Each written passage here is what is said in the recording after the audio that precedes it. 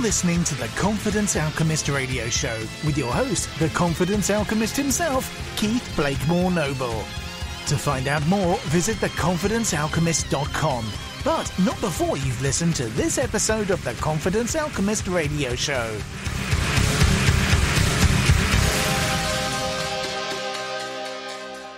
Today, I am joined by Mr. Simone Vincenzi, the Purpose Strategist. I will introduce him in just a couple of moments. He's going to be talking with us. We're going to be having a chat all about selling. There's all manner of things we're going to be talking about. It's not just selling products or selling services to people. There's a lot more to selling than you think. Selling is something that all of us are doing pretty much every day of our lives when you actually think about it. And one final point, I do apologize. My voice is going to sound absolutely awful today. I am stricken down by hay fever today, so I do apologize for that. I will do my best to get through the show without coughing and sneezing and spluttering, but that's why my voice is not quite sounding its usual dulcet tones. Anyway, with all of that out of the way, it's time to introduce my guest today. This is a friend of mine. I've known Simone for several years now. He and his business partner, Ben Shorter, they have created a fantastic organization in the UK called GTEx, which we'll be talking a little bit about in a few moments. Simone really knows his stuff when it comes to strategy, and he really excels when it comes to selling and to sales. So that's why Simone has been on a guest on Elliot Kay's show on the station, but I really wanted to get Simone on because some of the stuff he talks about with regards to selling really ties in neatly with confidence and transforming your deepest fears into your greatest strengths. So many people have a lot of hang-ups around selling. They got a lot of fear about selling. There's lots of misconceptions about selling. So I wanted to get Simone on so he can help us blast through some of those. So, Simone, my friend, are you with us? I am ready to set on fire. Awesome. Thank you for having me on the show, Keith. It's great being here with you, and thank you for the lovely introduction. Cool.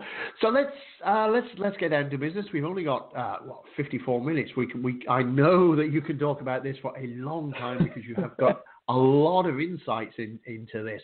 I know one of the things that we're probably going to be touching on is you often talk about how to sell without being douchey or without being a douchebag, which is going to be a really interesting section. Before we get into all of that, what is selling? What do we mean by selling? And why is selling not just something that salespeople do when they're attempting to get you to buy their product or program? Well, Keith, selling is everything. If you're looking at every single moment you're having an interaction with someone, then you're selling. Let me give you an example. You're looking to you meet a woman or a man that you really, really like. What are you doing? You are selling yourself, and everything is selling. If you want to get yourself out there, you want to get a pay rise, you want to get a job, in particular in business, you want to get a client, you want to have a relationship and meet someone that you really like and get this person to have dinner with you.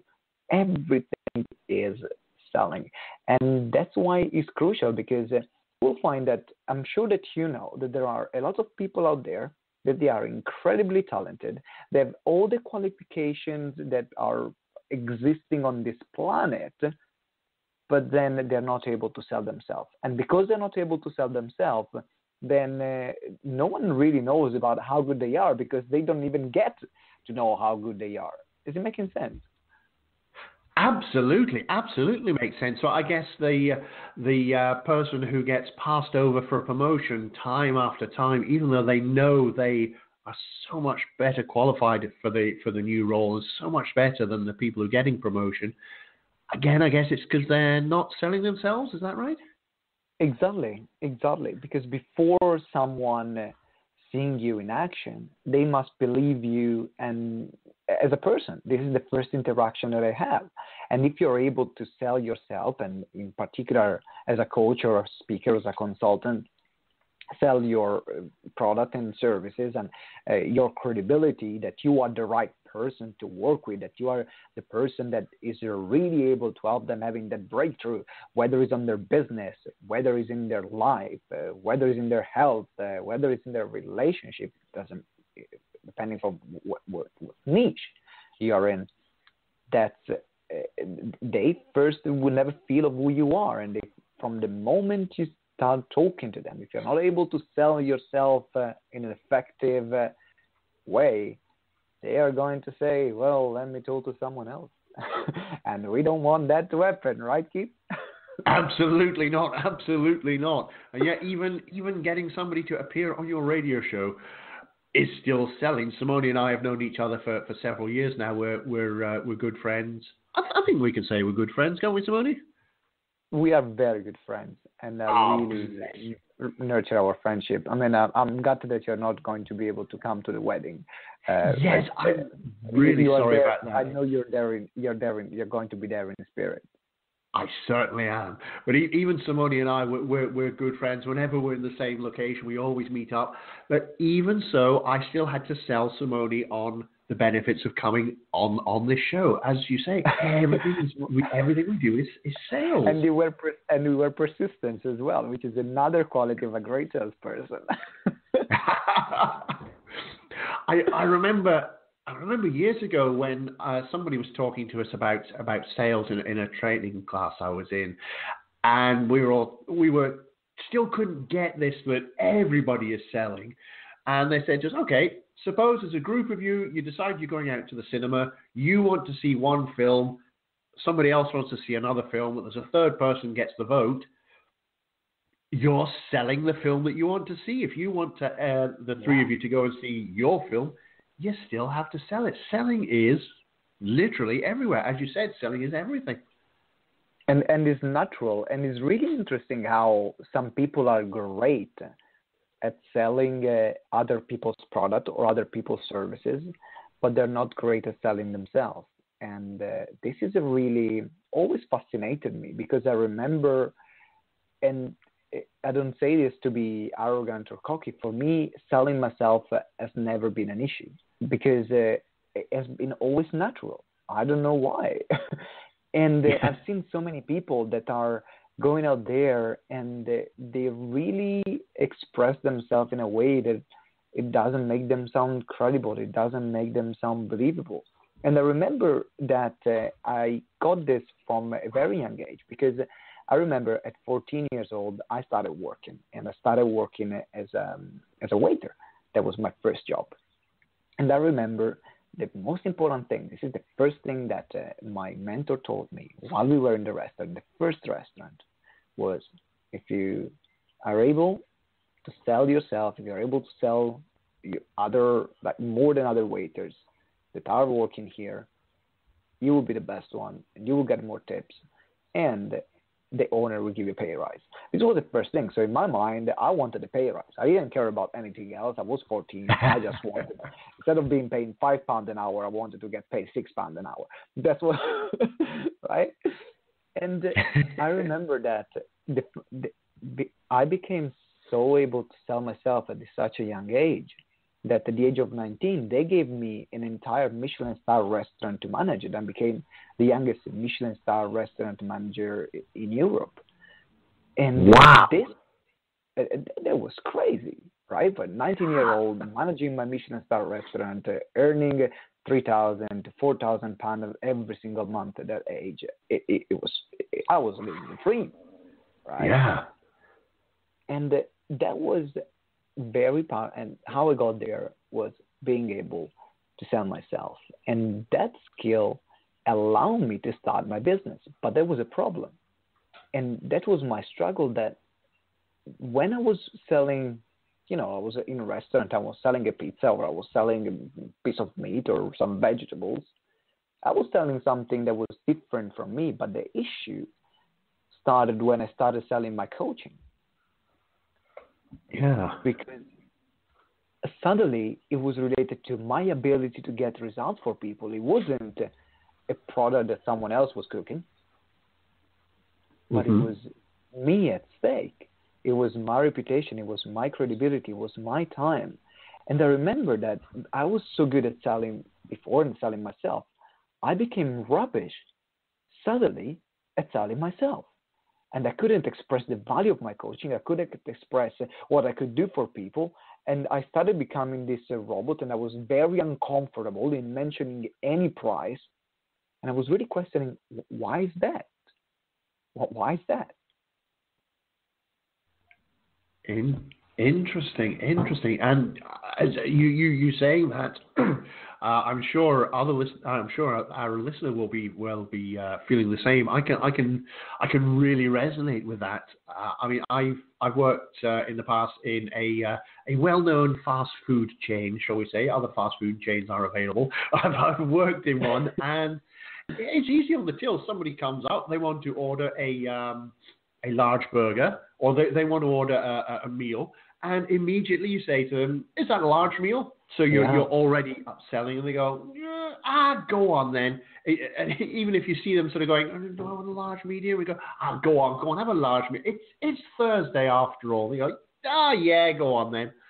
And it's like you can upsell that stuff, but for years I had this problem when I was attempting to sell my coaching services. Even though I had somebody who wanted it, they'd come to me and said, "I hear you can help with confidence. I need that. How much is it? Who do I give?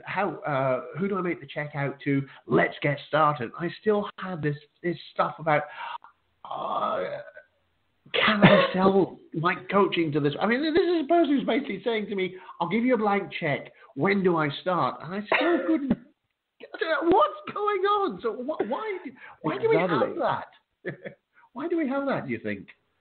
Exactly, and that was the first step for me in relearning how to sell myself and my product. And what I realized is that there is an attachment, because once you're selling someone else's program or you're working for another organization, if they reject the sale, you are more detached, because it's not that they are rejecting you, they are rejecting something else or someone else.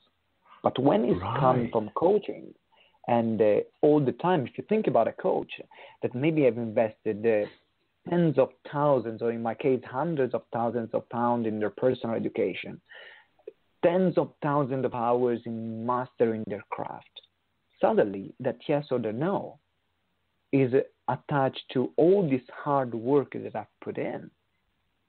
And a lot of people struggle with that. And in particular, at the beginning, I found myself struggling with this.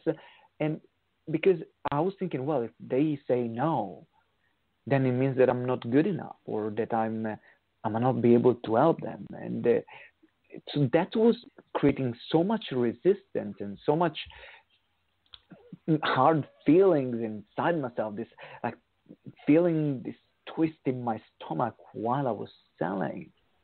And then it took me a while, and I think that this is the first learning in terms of becoming a great salesperson, of the experience. And the more experience I had selling, the less I felt detached, because it was becoming normal, it was becoming natural. But what a lot of people do, they stop there. They say, "Oh, no, selling is difficult," or "I'm not good at selling."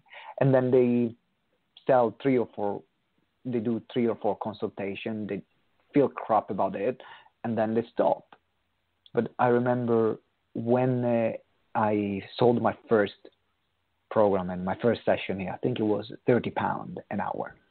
And I remember I did about 200 coaching sessions for free because I wasn't willing to charge. And then I got the courage to finally charge £30 an hour. And then that courage got me to charge £50 an hour, and then got me the courage to charge £300 for a package of 6 sessions. And that got me the courage to charge £1,000. And that got me the courage. Now I'm having sales conversation with people that paid me £10,000, £15,000. And I feel actually it was more difficult selling the £30 at the beginning than the £15,000 right now. Wow. So what can somebody who's kind of setting out and that they've got that experience of, oh my goodness,